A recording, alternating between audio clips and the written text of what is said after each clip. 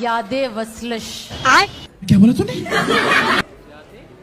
याद वसलश। ये क्या है?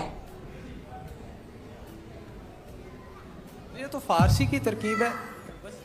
आप जो वसल की याद होती है ना, उसको याद वसलश भी कहा जाता है। मैम अच्छा। इसमें शीन है ना, ये ज़मायर मुत्तसिल हैं, जब ठीक है। शीन लग जाता है तो उसकी याद है, बस मतलब उसका आ जाता है, और ये फारसी है मैम। चले हम इसको चेंज कर देते हैं, वहशत जा। ये फंस गया सीएम, इसे पार्टी की मीटिंग समझ के फंस गया। आज तो